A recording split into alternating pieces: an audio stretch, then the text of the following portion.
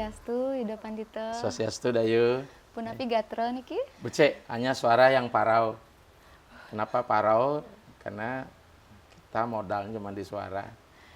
Jadi sebagai dosen bicara lewat media Zoom juga pakai suara. Kemudian memberikan Dharma Wacana lewat media pakai suara. Menyelesaikan upacara mau puja juga pakai suara. Jadi saya harus memperkuat dewa iswara saya.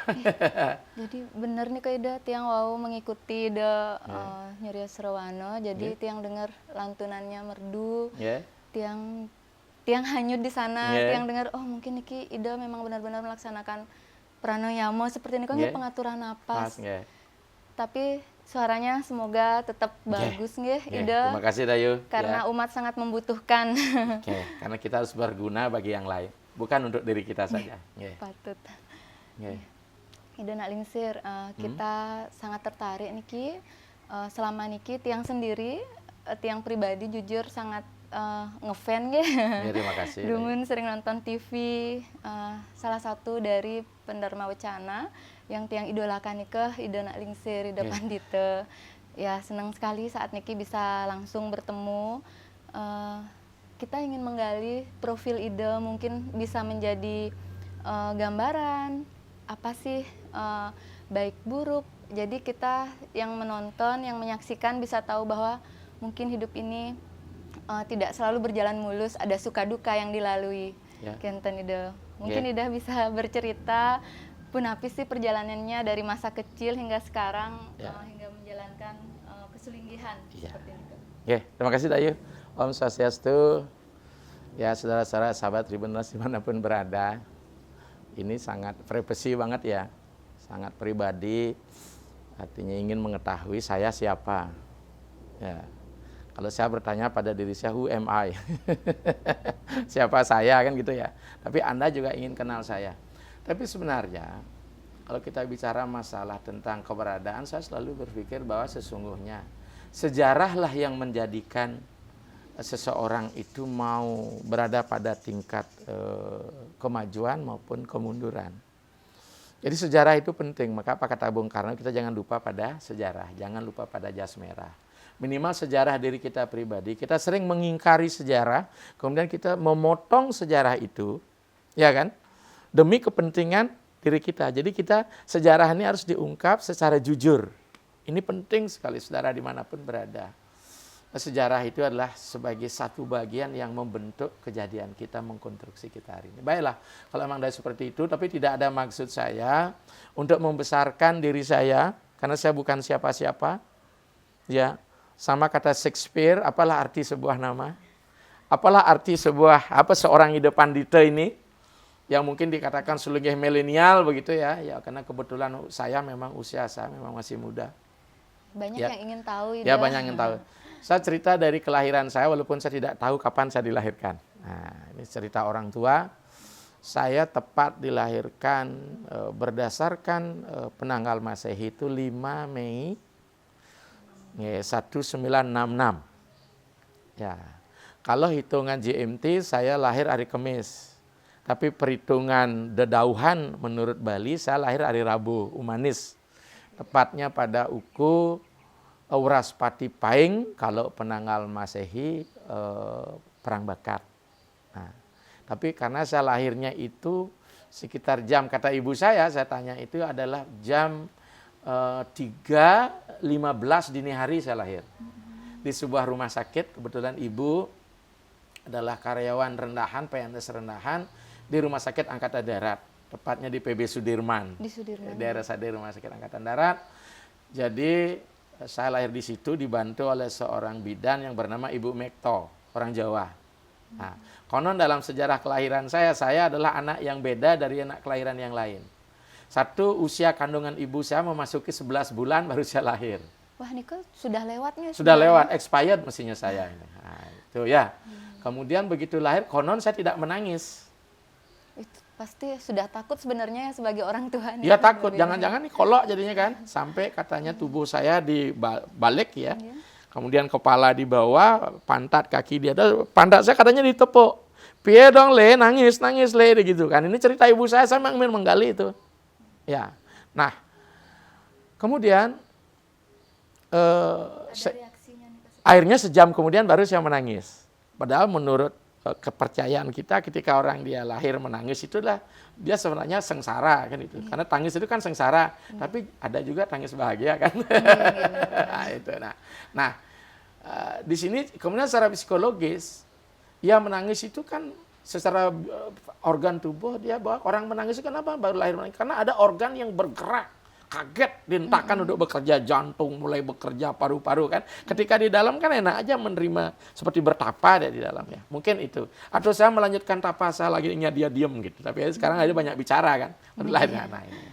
Seiring dengan perjalanan waktu karena terus terang ayah saya meninggalkan saya ketika ibu saya mengandung saya sekitar usia 6 bulan. Jadi saya lahir tanpa ayah. Ibu bersaudara berapa nih? Saya sendiri. Saya anak ya? pertama. Saya ditinggal ayah sekitar kandungan umur 6 bulan. Sehingga ibu saya mungkin pada waktu itu agak shock sedikit. Bayangkan ketika kandungan sudah ya usia yang begitu, ayah meninggal. Berarti perasaan ibu saya mungkin masuk ke dalam diri saya. Saya sebenarnya orang yang perasa sekali. Karena bagaimanapun ketika seorang istri hamil, laki-laki harus menjaga perasaannya. Tapi karena ayah sudah meninggal, bagaimana dia bisa menjaga perasaan istri? Cukup peristiwa kematian ayah saya juga menjadi hal yang terpukul bagi ibu saya. Dalam bahasa saya ini adalah anak yatim ya. Anak ubuh dalam bahasa Bali. Tapi syukur tidak ubuhan Dayu. Saya sering bilang seperti itu ya. Artinya memang sudah perjuangan. Sudah perjuangan. Mungkin kan begini, tidak ada sesuatu terjadi dengan kebetulan kalau kita bicara masalah karma. Mungkin saya harus menerima realita dan kenyataan seperti itu. Tapi kita tidak usah sedih, kan kita lahir kan nggak tahu. Nah kemudian seiring dengan mungkin karena perasaan ibu saya tertekan, ditinggal oleh suami, ini menyebabkan saya ketika lahir itu sakit-sakitan. Saya sulit bercerita. Ibu saya cerita, ketika saya 3 bulan saya sudah mati. Umur 3 bulan? Ya sudah akan siap dibungkus. Saya mengalami kematian, karena sakit terus. Hanya syukur waktu itu ibu saya kerja di rumah sakit. Saya terbawa emosi saya ya, walaupun kita cerita sejarah. Soalnya saya sudah lama lupakan ini, tapi karena Dayu ngorek lagi saya sampaikan ini. Syukur ibu saya kerja di rumah sakit, begitu sakit di rumah, enggak karuan, enggak jelas, nangis terus, dibawa ke rumah sakit, diam. Sampai akhirnya rumah sakit menjadi tempat tinggal katanya. Karena lama ya karena kalau dibawa ke rumah pasti sakit. Ada apa? Ada gangguan dan kita tidak tahu. Sakitnya kan. Seperti apa? Macam-macam, nangis nggak karuan gitu. Nah, kembali pada agama ini pasti orang bicara masalah magis kan. Akhirnya pas itu pulang, bawa rumah sakit, keadaan terpaksa kan ke rumah sakit sudah sembuh, bagaimana mau dilanjutkan opname di sana?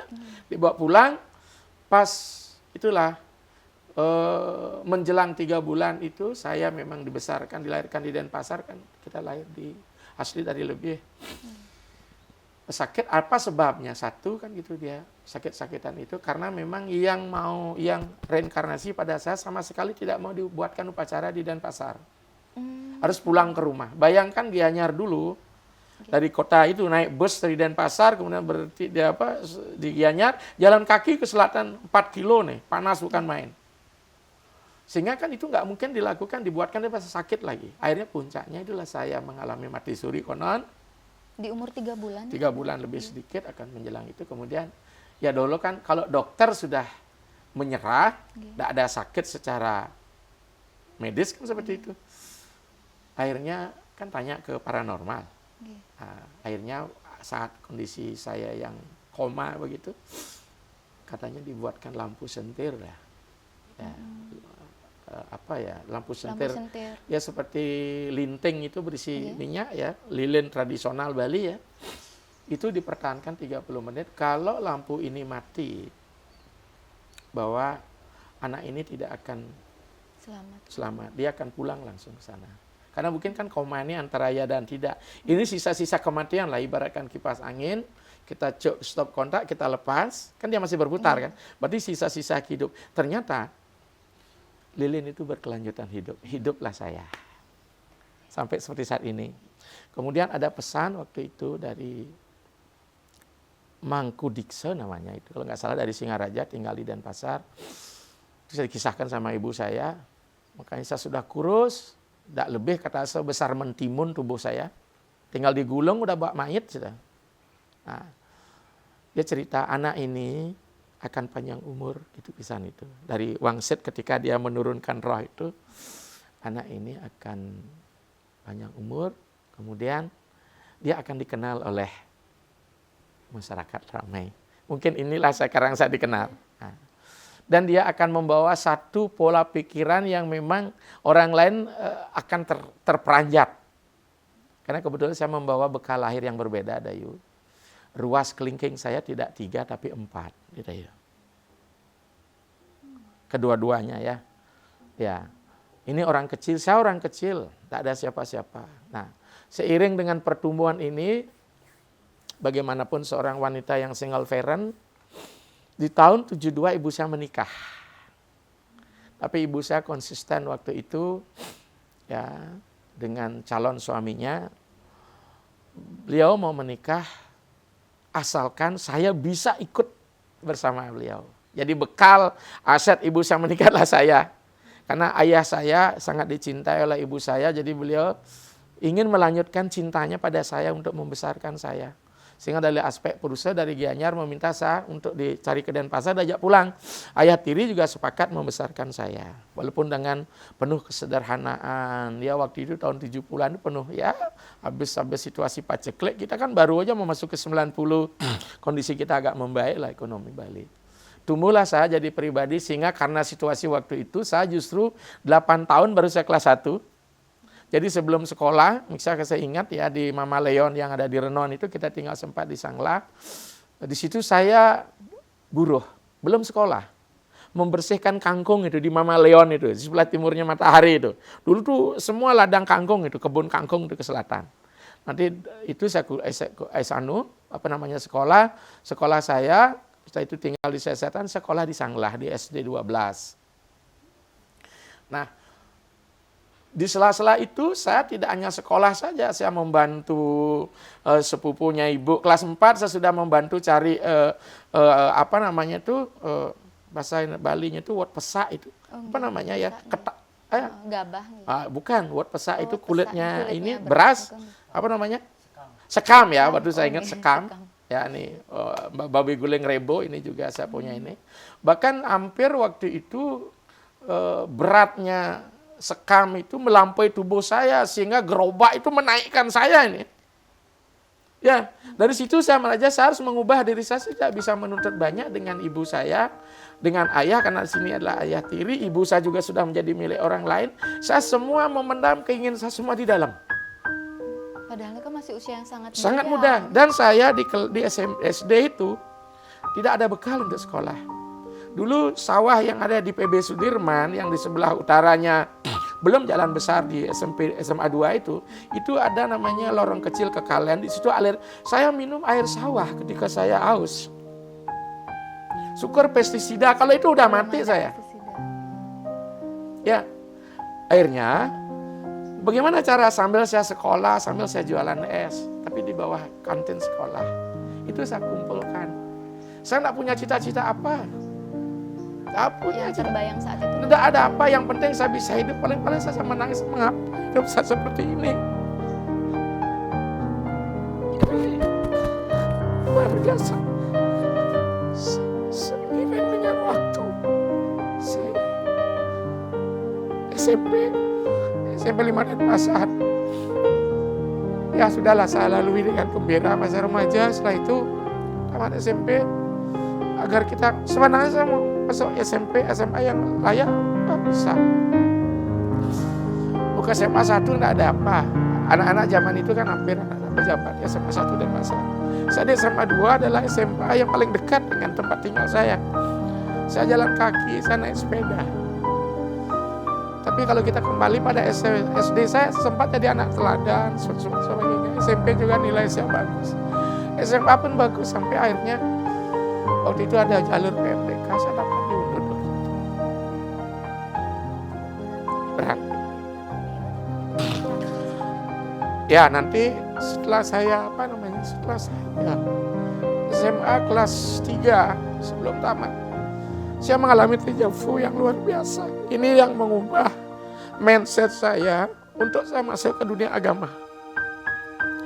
Setahun berlalu, saya mendapatkan satu dejavu yang luar biasa. Saya diajak ke alam lain, sampai puncaknya 2086.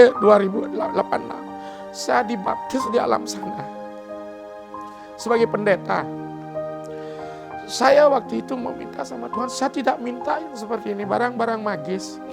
Picau dalam Bali banyak saya peroleh. Sampai saya buang. Tuhan, saya tidak meminta ini. Saya meminta kelanjutan hidup. Akhirnya sebenarnya saya sudah kubur ini semua. Akhirnya sudah.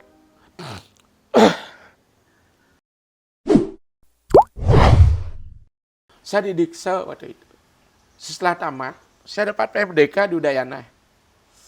Di Fakultas Peternakan, saya iseng aja ngisi itu format itu. Dengan mana lagi jurusan saya lupa. Akhirnya saya nggak ngambil di peternakan. Dokter hewan nggak satu. Saya nggak ambil. Teman-teman saya marah waktu itu. Orang sulit sekali ya PMD, UMPTN, kenapa kau tinggal? Saya tidak bisa melanjutkan kuliah tanpa saya harus kerja. Akhirnya guru-guru saya di SMA 2 saya masih ingat Pak Karang waktu itu guru agama. Betul kamu, akhirnya saya kuliah ke Unhi dulu, HIAD namanya. Betul kamu ke sana, kasihan ya dengan kemampuan kamu secara akademis. Pak, saya tidak punya cita apa-apa. Saya ingin belajar agama untuk bisa menasihati diri saya. Ya. Maka semenjak itu saya mulai belajar Bhagavad Gita. Saya belajar secara samu saja, buku satu-satu saya pegang adalah itu, Bhagavad Gita. Ibaratkan ayah saya, yang satu ketika saya harus ajak ngomong. Akhirnya disitulah kemudian saya kuliah sambil kerja. Kemudian saya sempat di bartender di Kuta, tapi mungkin tidak cocok. Saya ketemu dengan, kemarin terakhir sempat diajak paman saya, ya pengusaha besar babi guling Pak Lodrek. Saya ikut di situ. Ternyata dunia saya tidak temukan di situ berapa pembunuhan, pembantaian yang saya lakukan sementara saya akan kuliah di agama. Jadi dejavu tahun 86 itu memberikan saya petunjuk bahwa saya berikan kamu kemana saja.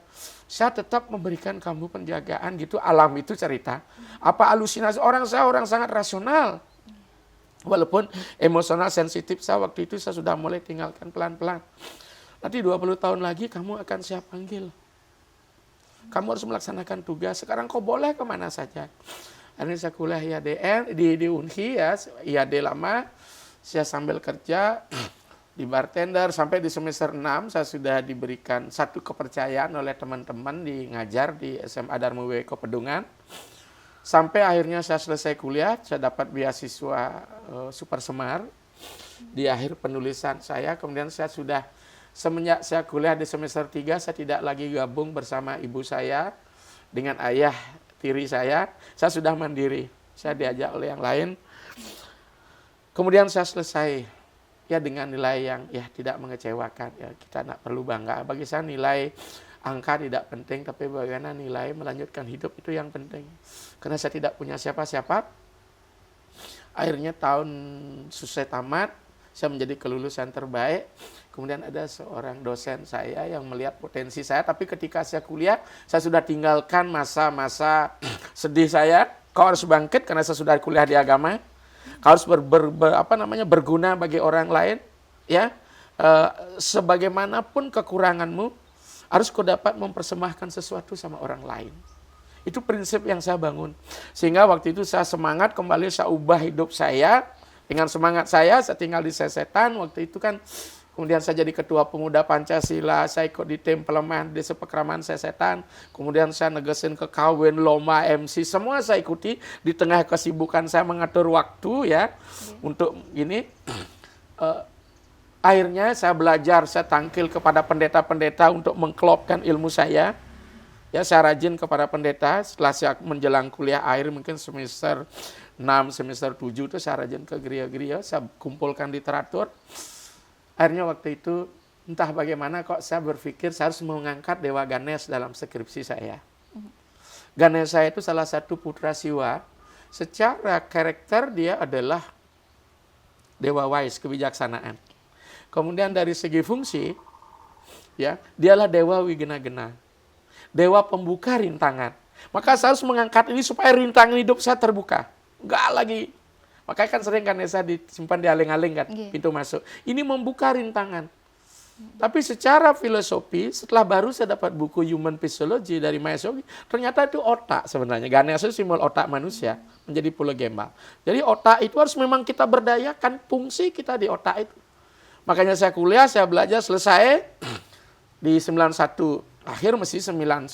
Awal saya sudah selesai tuh di 90, tapi karena kita harus menuntaskan ujian negara, itu harus menjadi target. Kalau dulu sekarang sistem SKS, udah dulu saya selesai karena paket ini. Jadi setelah itu, ya di sela-sela keremajaan saya juga ikut ya punya pacar dan sebagainya, tetap itu. Kemudian jadi guru di WWK, kemudian guru saya, dosen saya di Sesetan, masih sekarang sudah jadi resi beliau, Pak Gede Sare Sastra, yang sekarang bernama Resi Joti Sare. Ini luar biasa mengubah diri saya dan beliau memberikan tawaran saya waktu itu, Yan. Saya akan membuka Yayasan Sanatana Dharma, program saya pernah mengirim penyuluh agama ke Sulawesi Tenggara. Ke Sulawesi, keluar daerah itu ya. Bekerja sama dengan kantor transmigrasi. Saya minta izin sama ayah tiri saya nggak setuju karena beliau sayang sama saya, untuk apa kok keluar daerah. Ibu saya motivasi. Beberapa paman juga termasuk Pak Lodo. Berangkat kamu nanti kalau terjadi apa-apa sampaikan dengan kita. Tante saya, Tante Nita, berangkat. Tuh. Tapi tetap, karena saya bilang pesan sama ibu nih, saya punya pacar, gimana nikah aja kamu dulu, biar berangkat sama-sama bersama. Jadilah saya penyuluh, saya dididik di Buk Gedong, kalau nggak salah setelah 3 bulan waktu itu, diberikan bekal kekuatan mentalitas. Jadi Tejavu itu saya abaikan, sudah yang 86 itu, ini 91 akhir.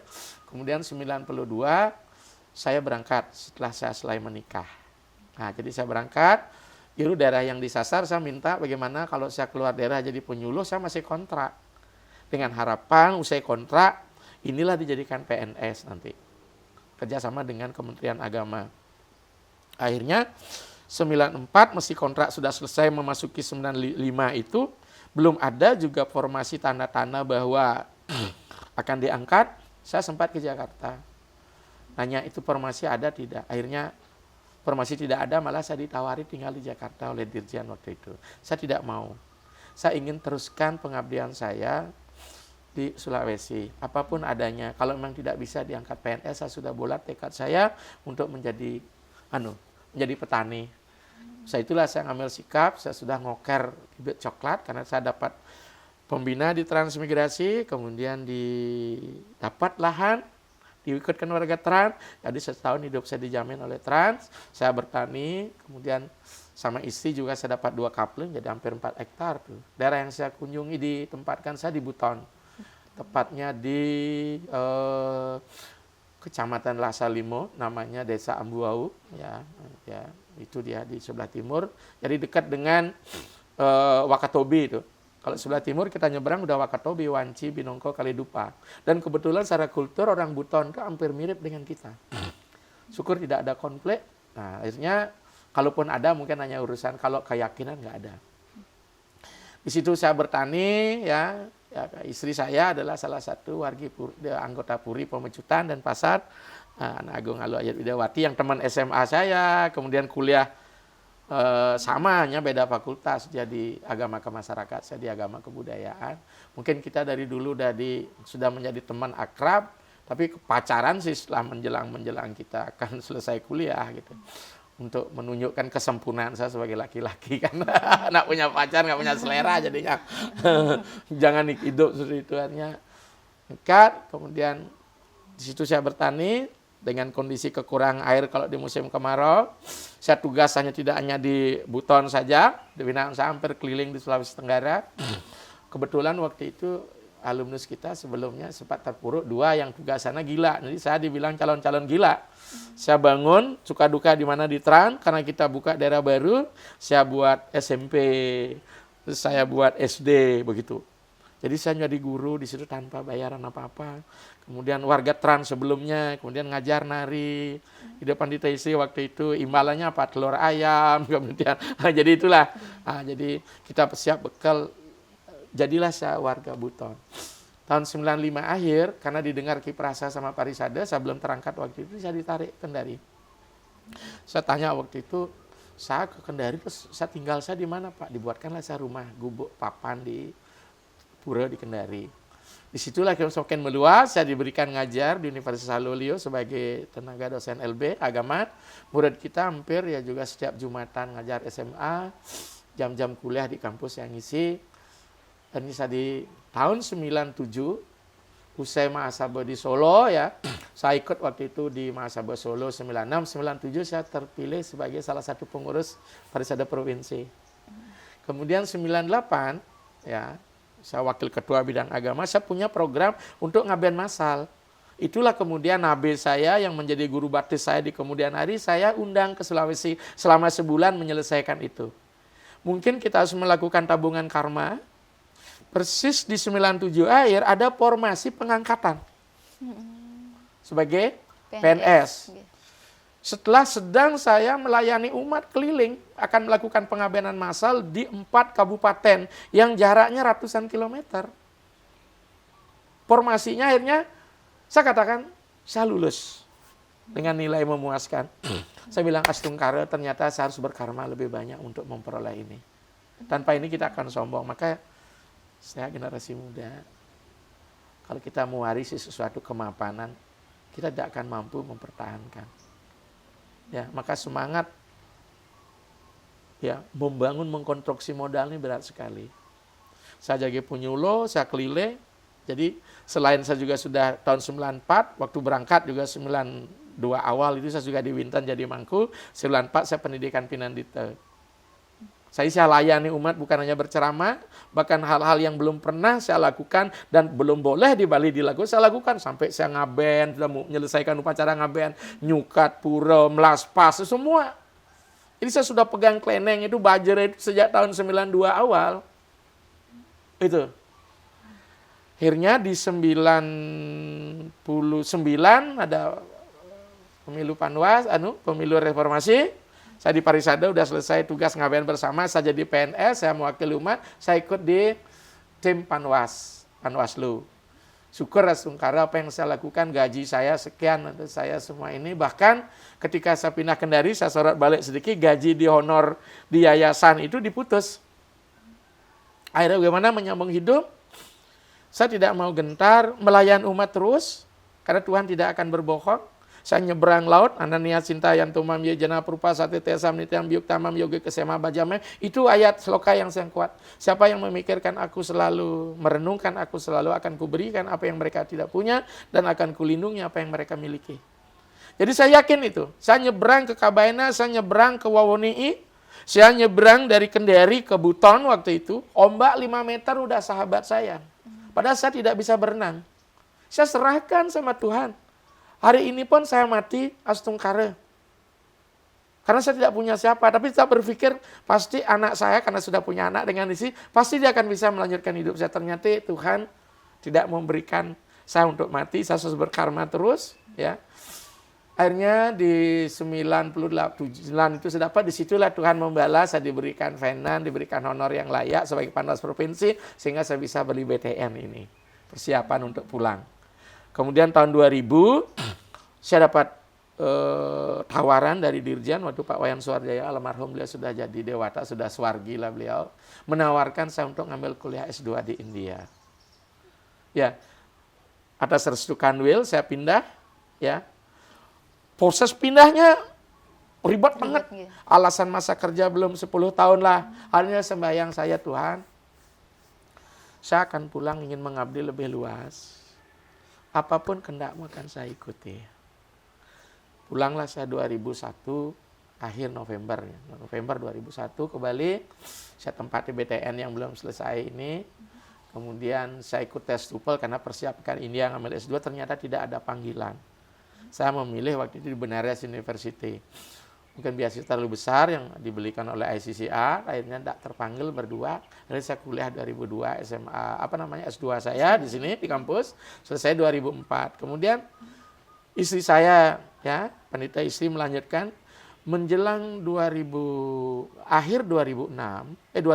pertengahan istri kena kanker payudara. Stadiumnya sudah luar biasa.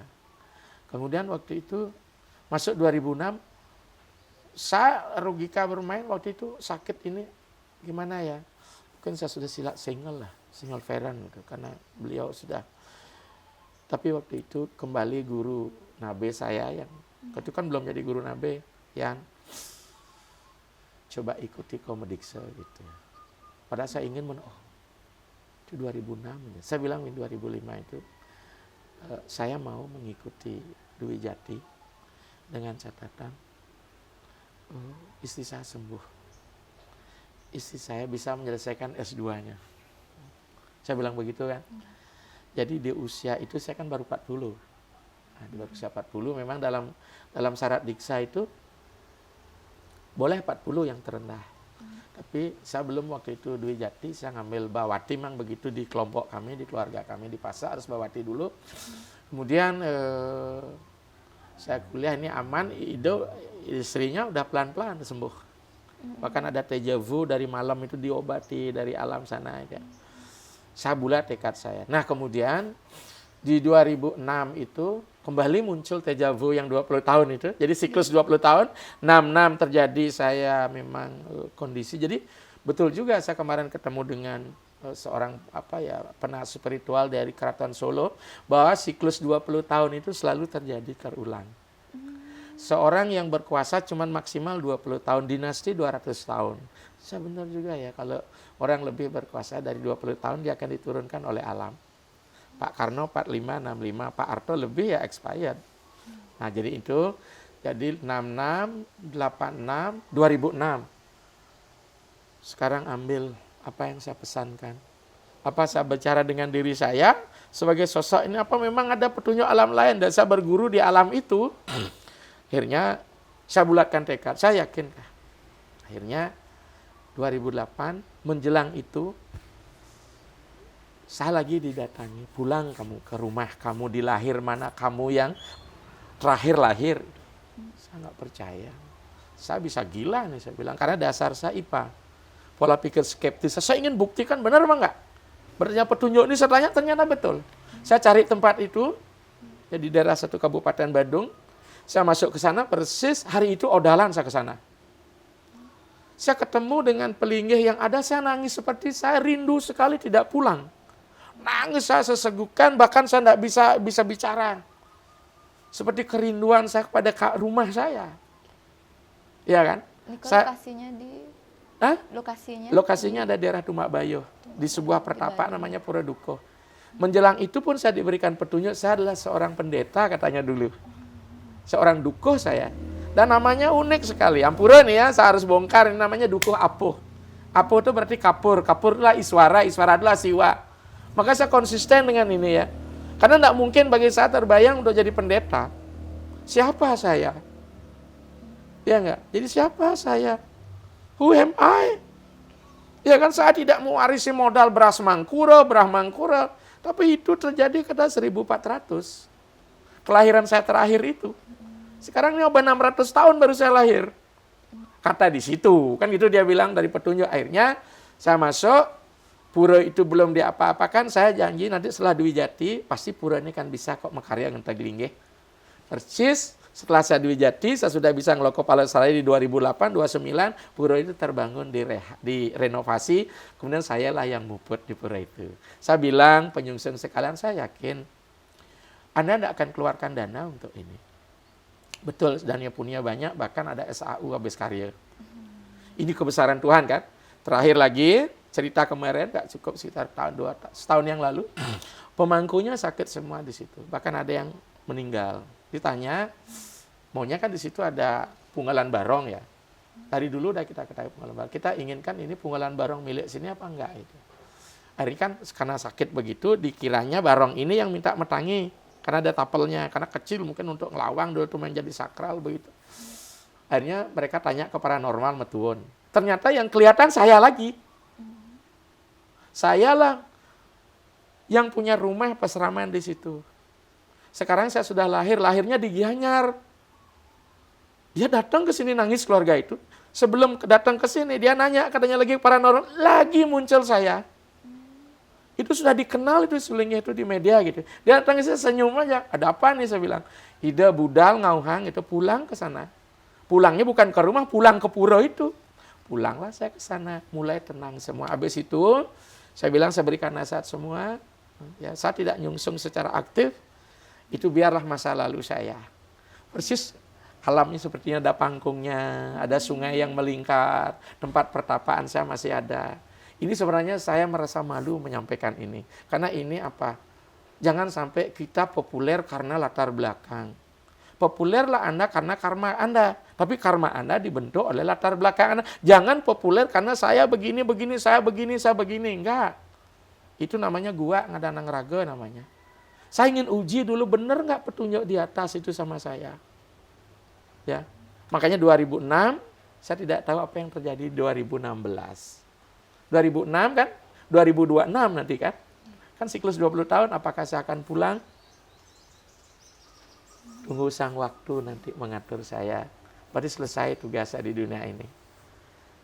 Ya, makanya itu saya ngayah sama Ida Dane semua. Sebagai seorang iswara, siwa, pelayan. Inilah modal saya akan saya bawa pulang. Ya.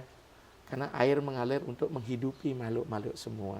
Pohon berbuah bukan untuk pohon, tapi untuk makhluk lain agar bisa diberi makan.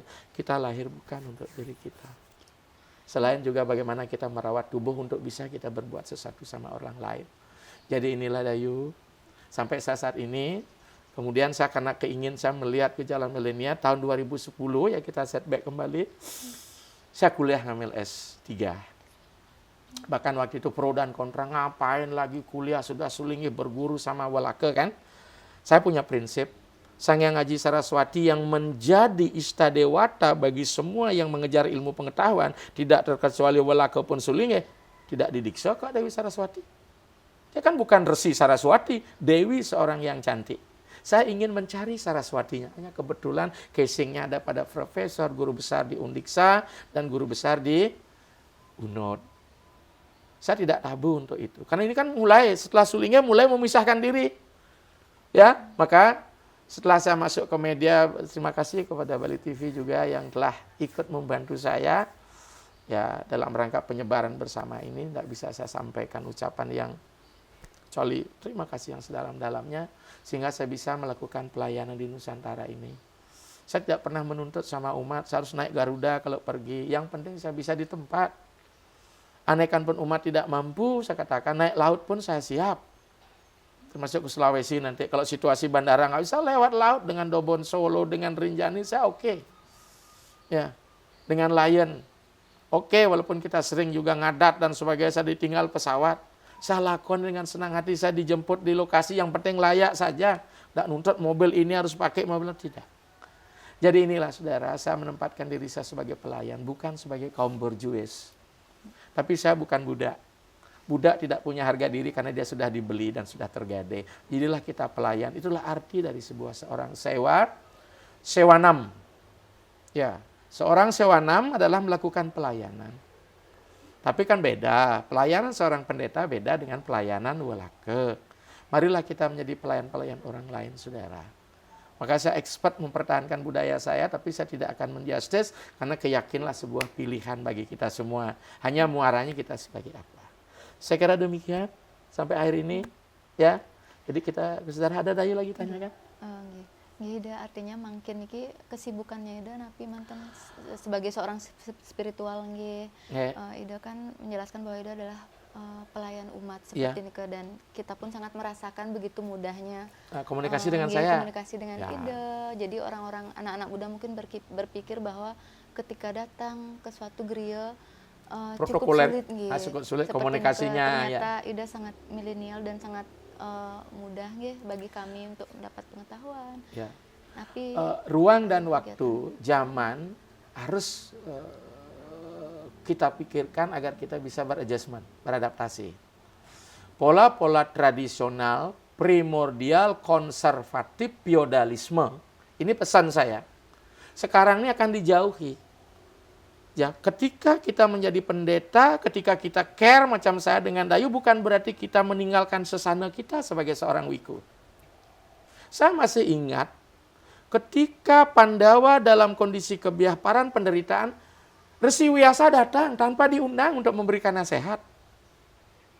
Ini yang penting.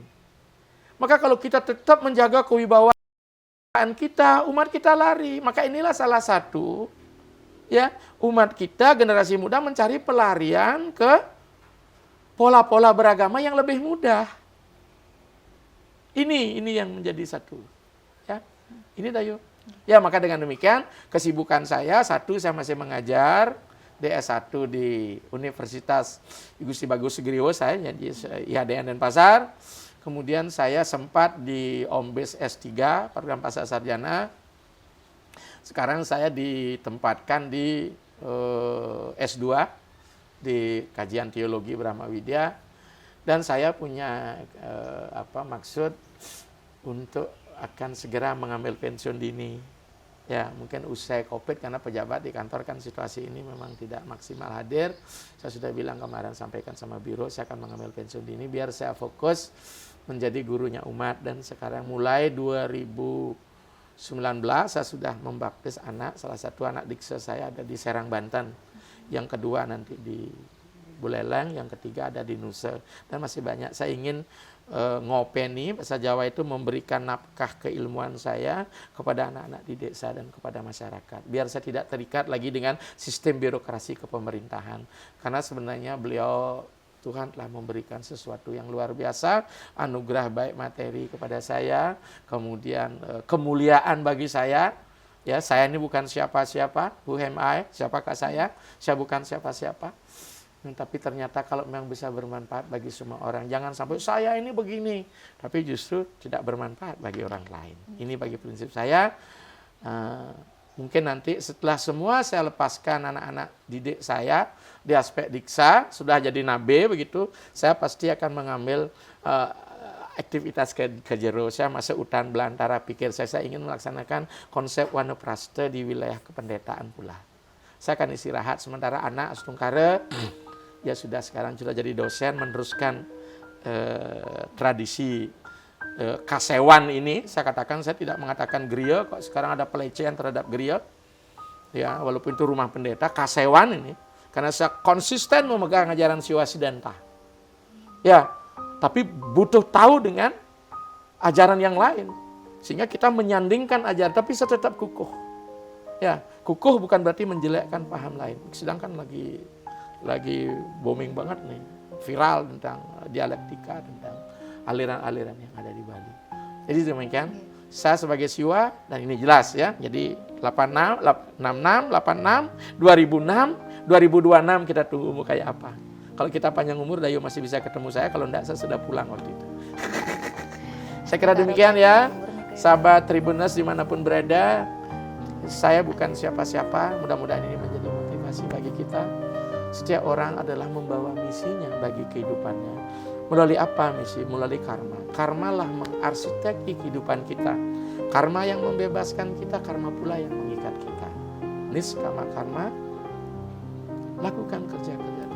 Kemudian wisaya karma hanya kepentingan diri sendiri untuk popularitas, mempertahankan status quo sehingga agama menjadi bias. Kita tidak akan ikhlas melayani. Saya kira demikian. Mohon maaf jika ada yang tersinggung ya. Ini curah hati saya, mohon maaf tadi saya agak sentimental sedikit ya tadi. Karena mengulang masa lalu saya sedih, seolah saya mewakili masa anak-anak saya. Ya. Sekali ini saya mewakili diri saya sebagai pendeta, saya sudah bersyukur karena Tuhan telah memberikan pelajaran yang luar biasa pada diri saya. Maka salah murid dari Desang Yang Widi. Saya ingat kata Gandhi, when the sisya ready sang guru appears. Kapan murid sejati siap, guru sejati akan hadir pada kita. Jangan figur sama saya, serahkan diri pada Tuhan. Saya adalah mediator dan fasilitator. Om Santi Santi Santi Om. Terima kasih.